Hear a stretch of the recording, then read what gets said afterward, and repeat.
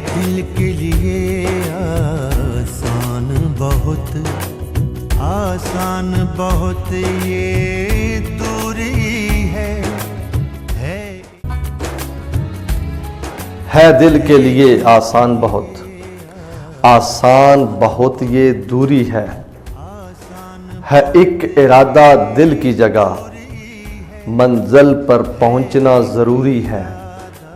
जब नाम पुकारे जाएंगे सब अहले वफा की तब यादों में मैं भी तो पुकारा जाऊंगा, मैं याद वफा को आऊंगा। जज्बे के लिए दस्ता क्या है, मुश्किल आगे हंसता क्या है। जज्बे को एक जां काफ़ी है, इससे ज़्यादा सस्ता क्या है। जब नाम पुकारे जाएंगे सब अहले वफा की तब यादों में मैं भी तो पुकारा जाऊंगा, मैं भी तो पुकारा जाऊंगा। मैं याद वफा को आऊंगा। था सब पर लेकिन पुरहोश न था कोई जो पुरजोश न था। कुछ और समझ कर आया जो अब समझा मैं बेहोश न था। जब नाम पुकारे जाएंगे सब अहले वफा की तब यादों में मैं भी पुकारा जाऊंगा, मैं भी पुकारा जाऊंगा। मैं याद वफा को आऊंगा। है दिल के लिए आसान बहुत ये दूरी है एक इरादा दिल की जगह मंजिल पे पहुंचना ज़रूरी है।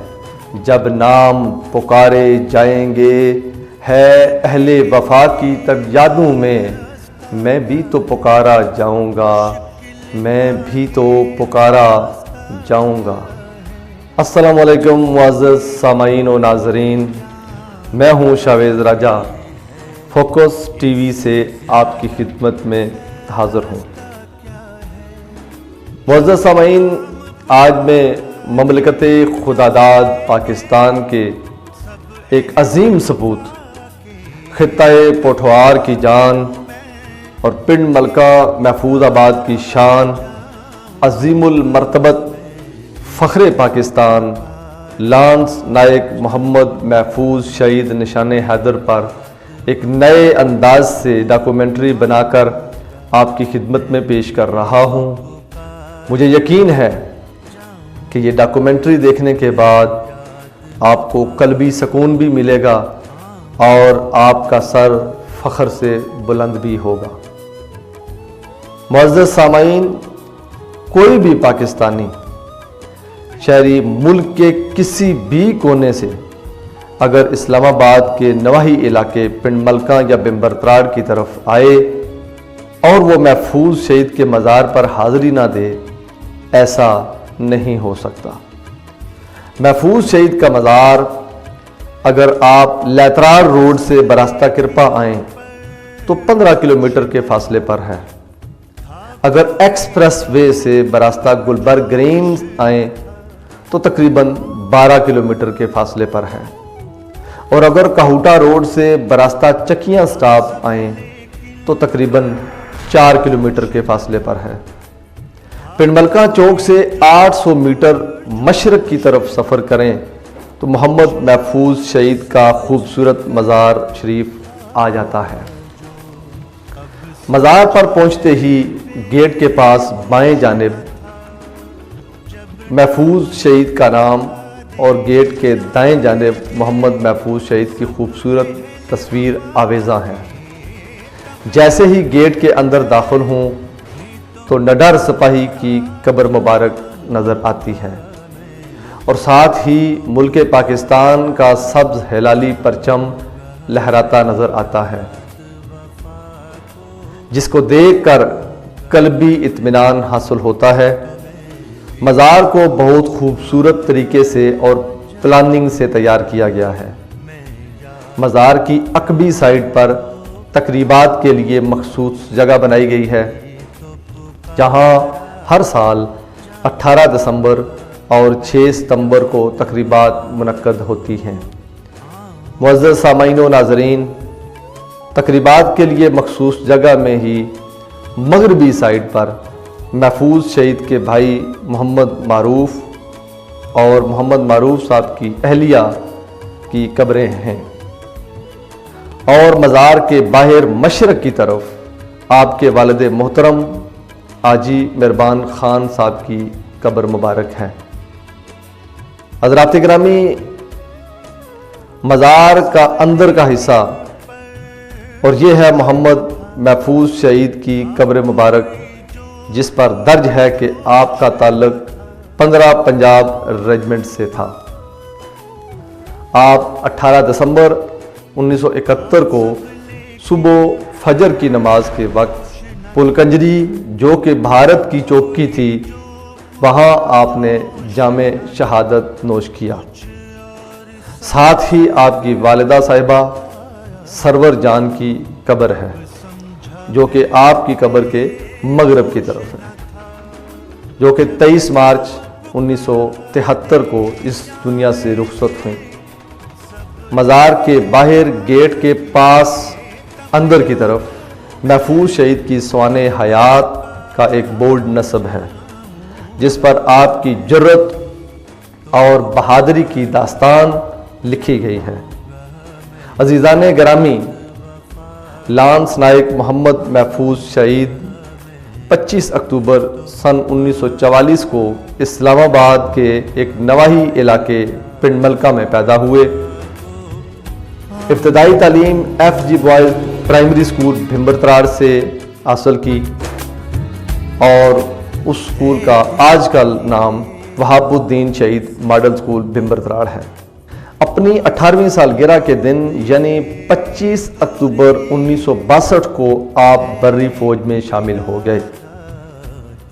آپ 1971 کی جنگ کے وقت واگا اٹاری سیکٹر میں تعینات تھے، اور 16 دسمبر 1971 کو پاکستان اور بھارت کے درمیان جنگ بندی کا اعلان ہوا تو پاک فوج نے اپنی کارروائیاں روک دیں، تو دشمن ملک بھارت نے اس کا فائدہ اٹھاتے ہوئے پلکنجری کا جو علاقہ پاکستان کی فوج کے قبضے میں تھا، وہ واپس لینے کے لیے 17 اور 18 دسمبر کی درمیانی شب شدید حملہ کر دیا۔